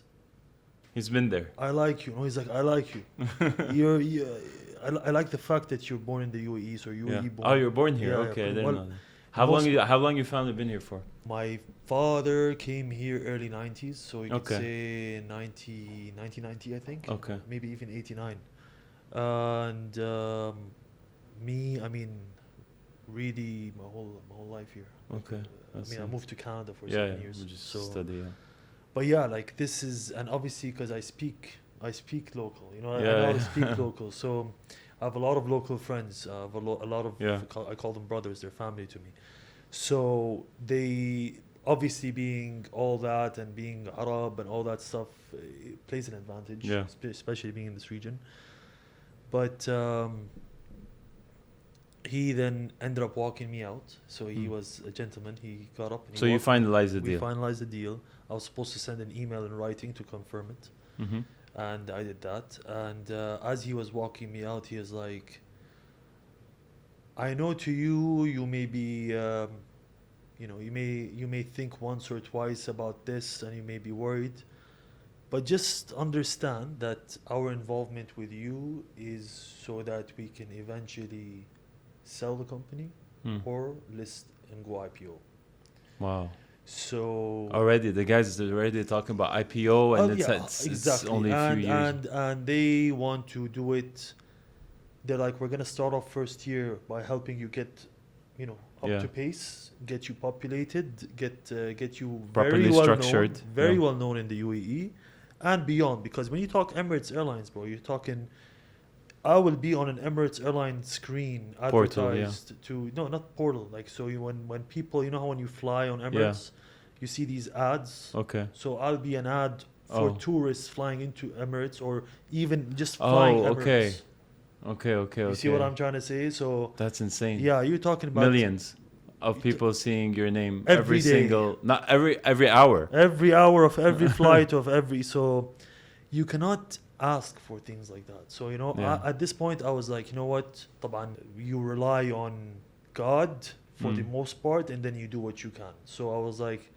عقلها But ثم I felt توكل. good. I had good energy being in that room. I'm Yeah. very intuitive individual. Mm. My intuition has become my compass. Mm. On where I go, I can enter a room, literally a room, and instantly feel a negative Vibe. trigger or into Mm. yeah. So I've got to the point where my intuition is always my guide, and that's one of the things that gave me comfort. Is I walked out feeling very good. Obviously, first thing I did was I called my father. I was like, Dad, We made it. we made it. And he not once did he act surprised. Yeah. He's like, oh, I knew it. Yeah. I knew it all along. Yeah. Now, obviously, when I called my investors and Greg and my Yeah. partners, they were over the moon. And Yeah. they didn't believe, like, they're like, is there anything in writing? Is there anything in writing? I was like, trust me, I was in that meeting. He was like, okay. But when you get something in writing, Yeah. share it with us. Literally, a week later, they shared the letter of award, which I can Yeah. show you later. Yeah.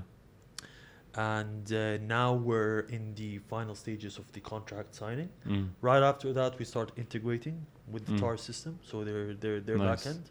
Once we're fully integrated, there's going to be a signing ceremony. Mm.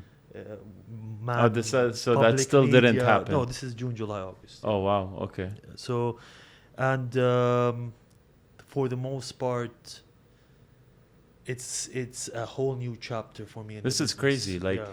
The government, the RTA specifically, which were the people giving you the hardest time in the beginning, Correct. Are now my are now partners. your partners. Yes. What a twist. I'm telling What you, a divine twist. plan, my friend. And here's the thing that Yeah. I want everyone watching this to understand. Yeah. Is if you focus on the final outcome, Yeah. you're gonna be disappointed more times than you blink. Yeah. More times than you blink, you're gonna be disappointed. Yeah. And it took me, I'm a stubborn person, so it took me some time to Clearly. cross that threshold. Yeah. So I was like focusing on outcomes. Okay, this needs to happen, this has to happen, or this is what's gonna happen. Until, man, life kept giving me the opposite. I was like, you know what? Screw it. Yeah. Whatever happens, and I swear to God, on God, brother, on God, Mm. I was ready mentally to lose the contract with the RTA. Like, I was Yeah. ready to be not picked.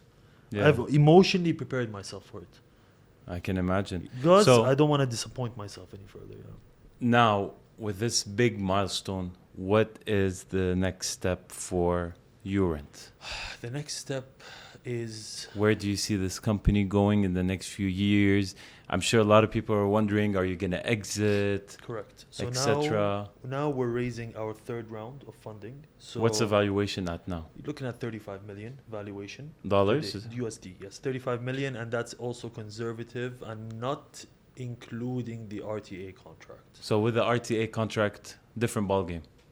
The sky's the limit. So Yeah. with the RTA's involvement, Becomes an auction. no, look, we're trying to hit the unicorn level. Unicorn, Yeah. we're trying to hit that $1 billion valuation. So you think it's doable? 100%, yes, 100%. So why we're raising money is now that I've secured the UAE market in partnership with the RTA, that's going to be on cruise control. So that's going to be moving. I Mm. can now focus on MENA, the rest of the Partnering, venturing off into other things. Saudi Arabia, Egypt, Jordan. These are all countries I want to not just Yeah. establish presence in, but I want to start scaling into as many countries as I possibly can, since I'm an asset-free business. It costs me Mm. nothing.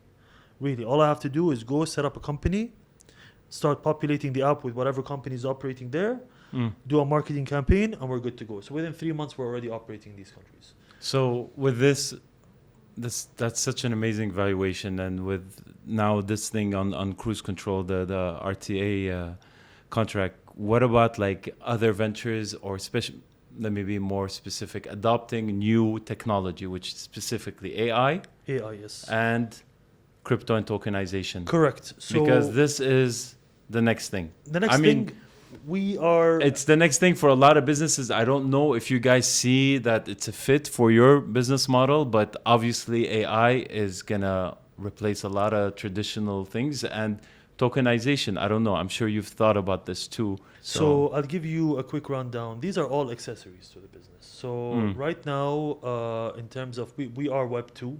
First step is we're gonna become 100% Web 3 eventually. So we're gonna become 100% blockchain based. We already accept cryptocurrency as payments. You do? Yes, we do. What So, kind of? USDT, BNB, USDC. Okay. You basically can connect your MetaMask wallet, Yeah. your Coinbase wallet. Yeah.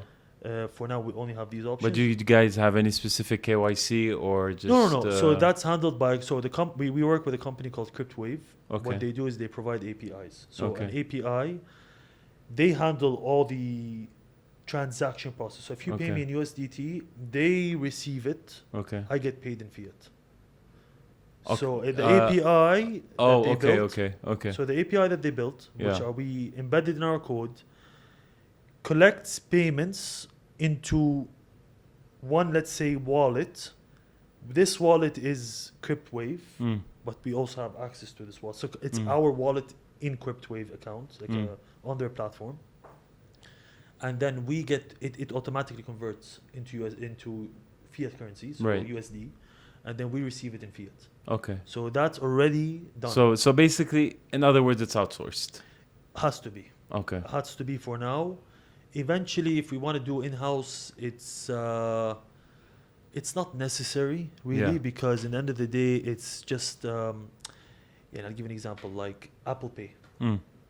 So Apple Pay, it's either I develop, let's say, UPay, my own payment gateway, Yeah. or add Apple Pay as one of the payment methods. So to us, it's just a payment method. You Yeah. know what I mean? Until we develop our own, this works very well, Yeah. and it doesn't cost me much, honestly. It's Yeah. a very, very small percentage. Now, in terms of tokenization, that's definitely going to happen. So what we're going to be doing is everyone who uses an app has an affiliate reward system. Right. So you have this Kareem points, Talabat points, all these things. What we're going to do is we're going to launch a utility token called the URent coin or Ucoin. Okay. This utility token is going to be also on the decentralized exchange. So you can buy it in the decentralized exchange. It's like a stock Okay. tied to the company. Tied to shares in the. Correct. So if Okay. you know, but for the most, not shares, no. They hold a value. The value of the coin is it's basically the value is based on volume. So the more people buy of it, the higher the value will be. And then obviously we have a liquidity pool that we're going to have like a certain amount locked in, Right. so that it never goes below a certain amount. But at the same time, the whole purpose is a utility. So it's going to be a utility coin. Okay. Meaning, if you book a car on the app, if you pay with fiat currency, you pay full price. Yeah. If you pay using Ucoin, you get 10% off, Okay. which will encourage people to buy Ucoin. Right. It holds a value that may go up, may go down, but it holds value. But at the same time, you're saving 10% by renting any vehicle on the platform Right. as an incentive. So it's a utility coin. Okay. Most of the coins you see today that are in decentralized exchange are security tokens, meaning they have no purpose except for whatever value they hold, purely based on the volume of Yeah. buy and sell that's happening on a daily basis, and the LP. With us, no. We want to build something that's not the norm. It's Yeah. going to be a utility coin or utility token that people can start using and earning. So when you book with fiat, so even if you come and tell me, Omar, well, you know what? I don't believe in crypto. I'm just going to go pay with fiat currency. Oh, by all means, do that. At some point, you will get 5% cash back on all transactions Yeah. in Ucoin. Yeah. And you can only redeem these Ucoins once you create a wallet Yeah. and eventually. And I mean, you're already create an account. in 100 and something countries, so obviously this coin can be utilized in many places. We actually added cryptocurrency as a method of payment when they created the sanctions. 30% of my customers are Russians. Right. And they couldn't book any car. I don't accept cash, obviously due to auditing purposes Yeah. and tracking purposes, monitoring purposes. So we had to add crypto. So would you say they're your biggest demographic? Oh yeah, Russians or Russia, ex-USSR countries are by far the biggest majority of customers that I have. Mm. We have the app is in Russian. We have it in Russian, Nice. in Mandarin, which is Chinese. We Yeah. have it in Arabic. We have it in Thai. We're adding a language almost every couple of months, you know. But for the most Wow. part, we put what our customer base is, what they speak in terms of languages. Yeah. Another thing I wanted to ask, what about like ride sharing? Because that was also becoming a big trend in North America and stuff, where basically, you know, like it's kind of like scooters, but cars. Mhm. So what about that? Like, can that be integrated with your platform, or 100%. So it now, can be? if you open our platform, Did people try to, because I hear it's not very popular, but I think it would be more popular in Europe because not so many people like to own cars. So correct. But one of the things that RTA has on the contract is caravans, Mm. construction vehicles, and heavy machinery related to construction on a B2B scale. So okay. for to give you a very, very simple example, if you open the app now, you can rent cars, and then there's a category called electric cars. So we categorize them. So now if Yeah. let's say there's a company that approaches me that do ride sharing, Yeah. I can create their category Yeah. with giving them exclusivity, as in no other companies can Yeah, list yeah. except for them, and I make a percentage. So to That's me, amazing. it's the technology that drives more business to these companies. That's great. So I think you have a very clear plan on. Do you like when you said we're gonna talk about it later? But when do you plan to exit, or how do you feel this is gonna See, go? that's a question I certainly think about a lot. But what I do know, and I think every other entrepreneur can relate, is it cannot be your goal. Like you just honestly, I'm obsessed with the journey, Yeah. and I'm not in a rush to sell, because I am evolving to a person year after year that I would have never imagined to become as an individual, having not, you know, started a company the way I did or gone through the journey. So I'm sure a year from today, you're going to sit with me. I'm going to have tons of more stories to tell you, tons of things that For sure. that I've evolved in myself, that honestly, I'm going to ride the wave Yeah. until it gets to the point where intuitively Mm. I feel like it's time for something new. And is your end my say all be all? No, it's not. Obviously, it's not. Yeah. It's a I think chapter I of my feel life. like you're still really just in the beginning, honestly, because I have a much It's bigger just- vision, much bigger yeah. plan Yeah. that I have in my mind. I do know what I want to do Mm. eventually, and I'll give you a little. My dream has always been something I was looking for starting a business, Mm. and it's, look, the era of education is dying. Mm. I would be the guy that homeschools his kids, to be Mm. quite frank with you. I don't believe in the education system with the way Mm. it's structured today. Maybe Mm. back in the day, yes, it was there, it was good.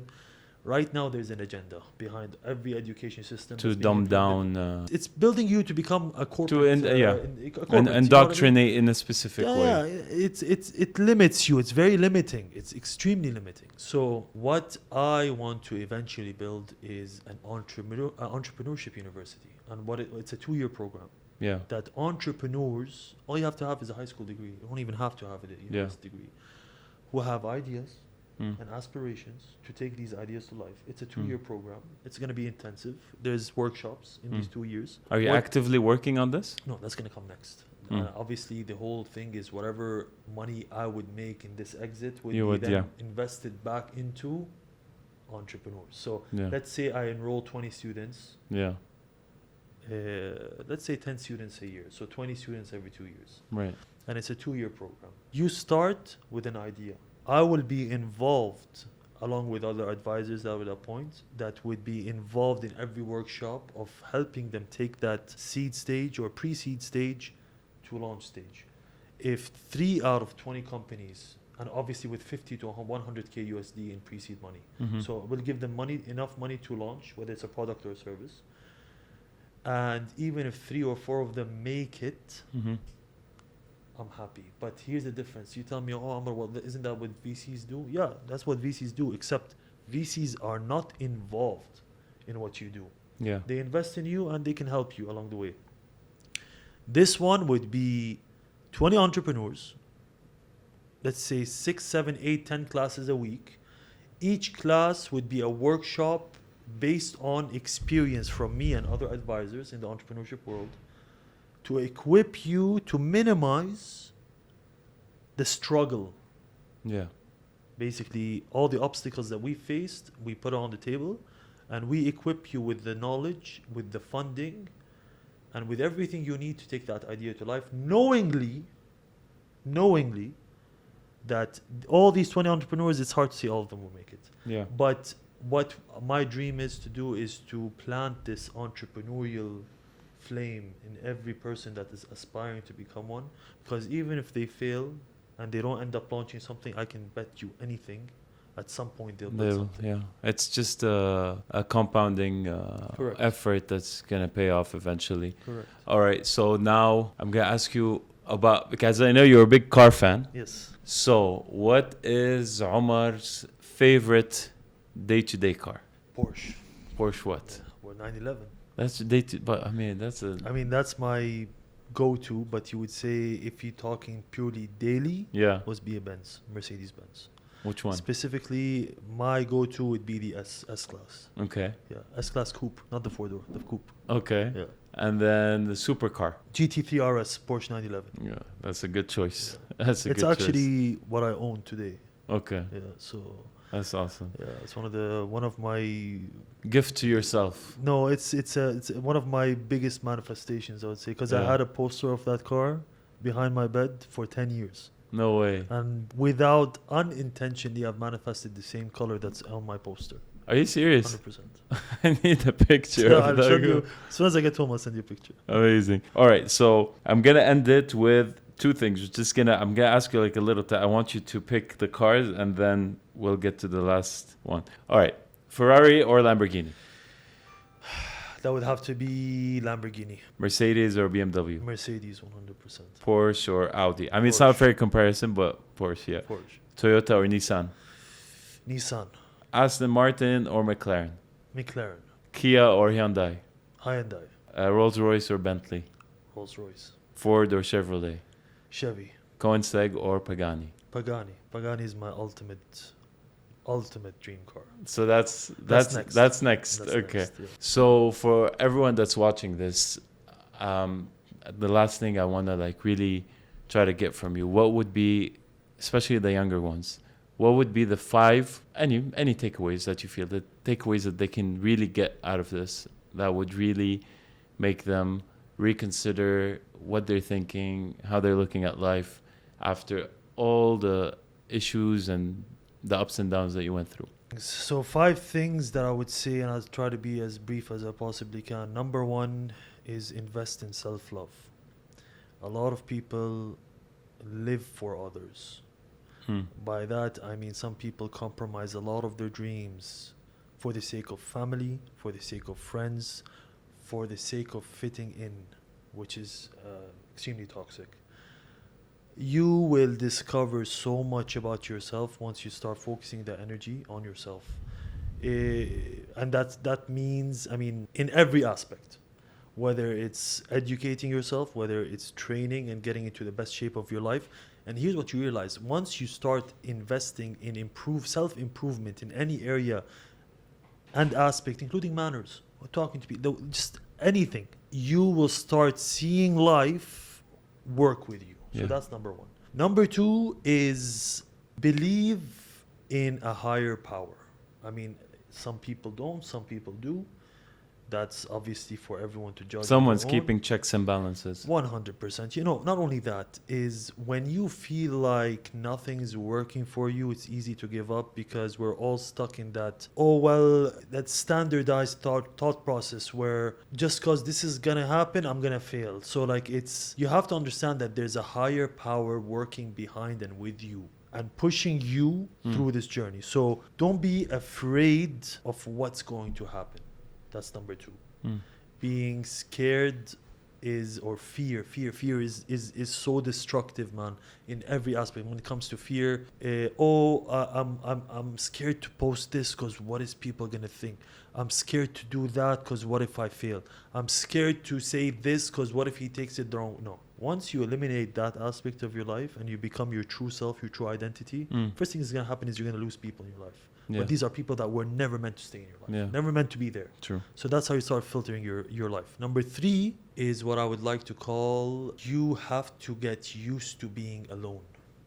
So nothing great. Now again, a lot of people in relationships are going like, well, I have a boyfriend, I have a girlfriend. No, see, if that's working out, if there's alignment there, that shouldn't affect your process. But I'm trying to say here is you are gonna perform at your absolute best when you have the least amount of voices and least amount of distractions around you.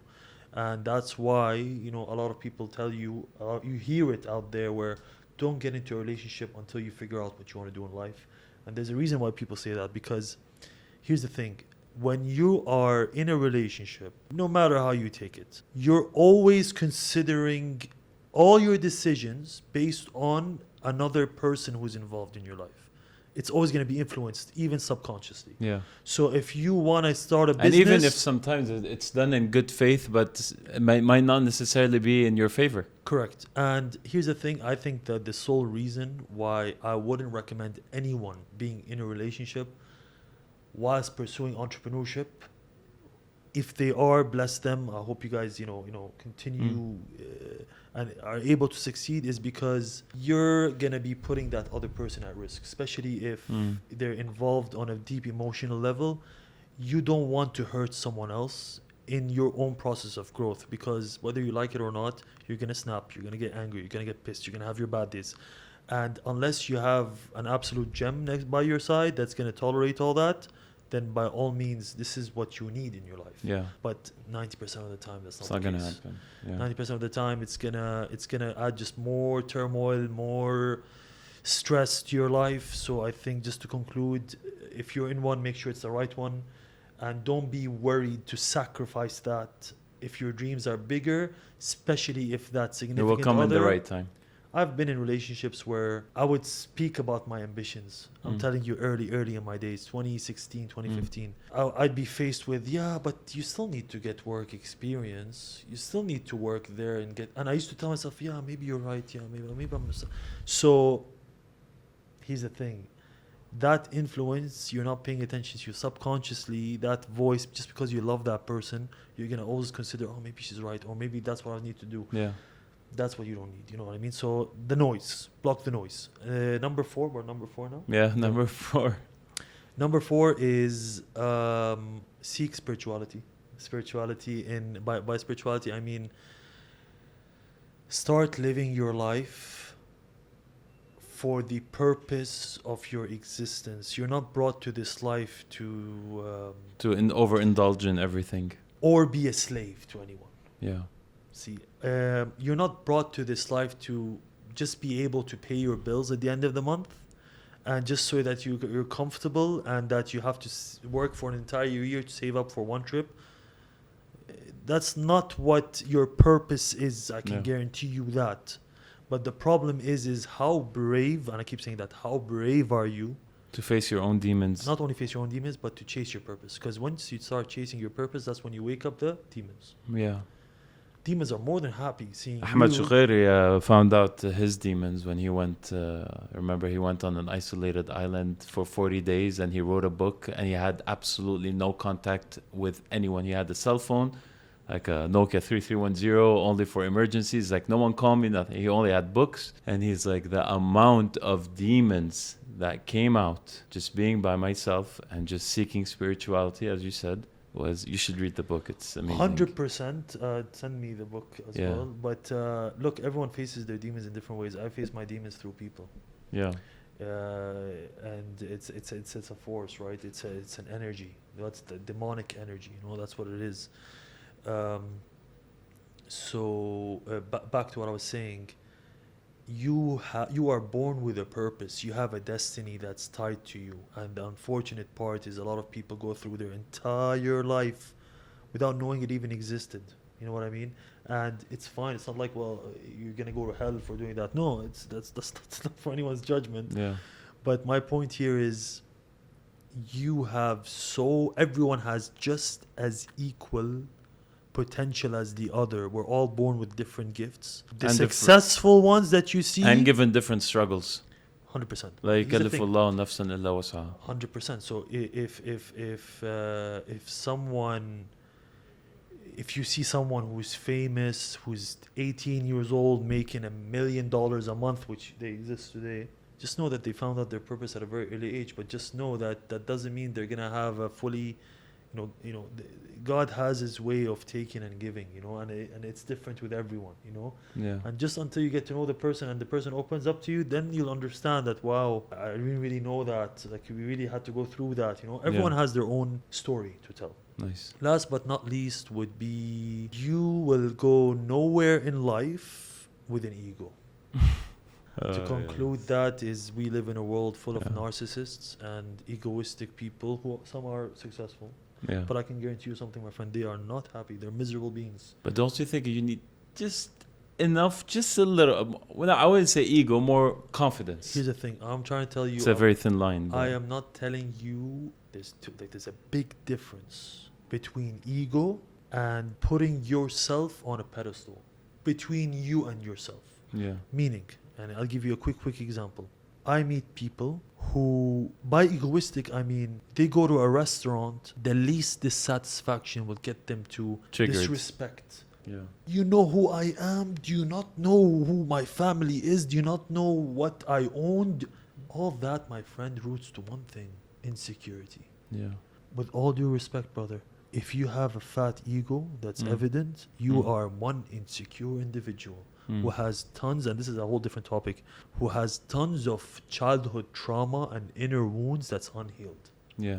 Because if you meet a healed person, and here's the difference. Here's the difference between ego and, basically, what I'd like to say is putting your foot down. And for example, they tell you need a little bit of ego, but ego is the wrong term. It's not ego. It's, for example, it's putting your foot down or drawing the line. For example, I go through encounters in life where I'm talked to in a disrespectful way by someone who shouldn't be talking to me in a disrespectful way or has no reason to. My reaction isn't, who do you think you're talking to? Respect me, I'm this or I'm that. Yeah. My reaction is, man, I feel sorry for you. Yeah. I feel sorry for you that So you have to your big project ego that can energy. be really your demise. It's destructive. No, ego is destructive.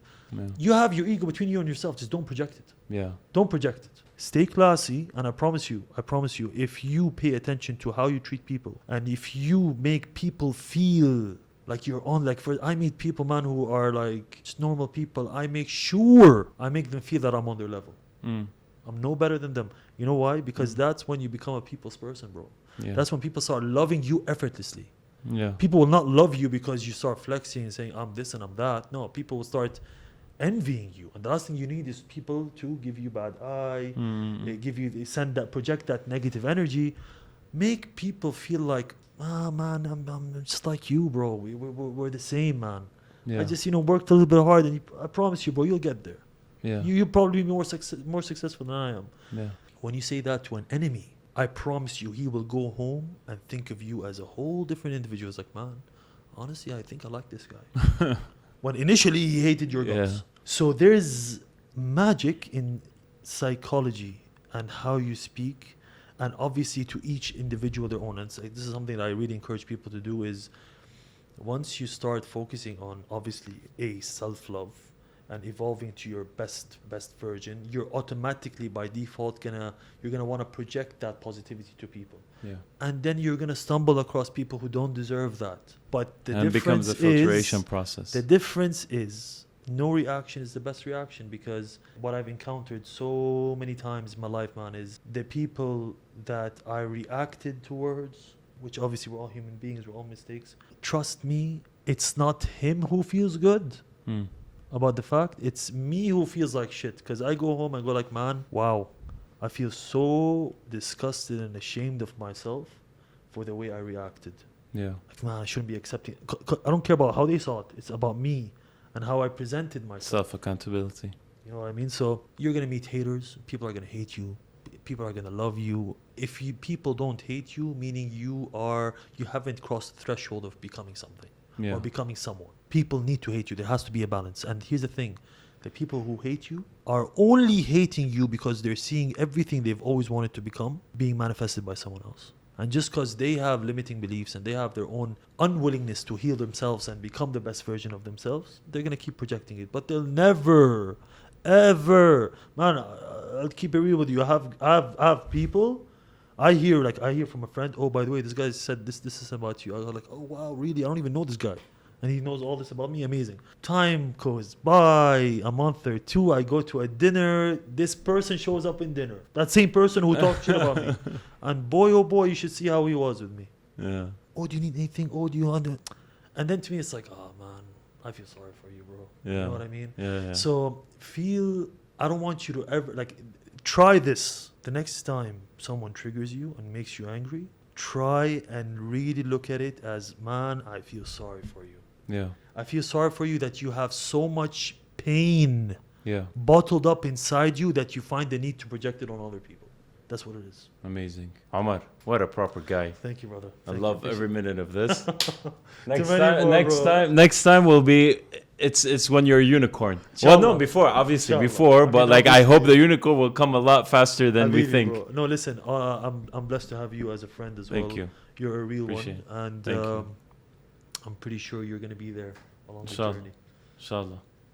Thank you, brother. Thank you, buddy. Appreciate you. Habibi.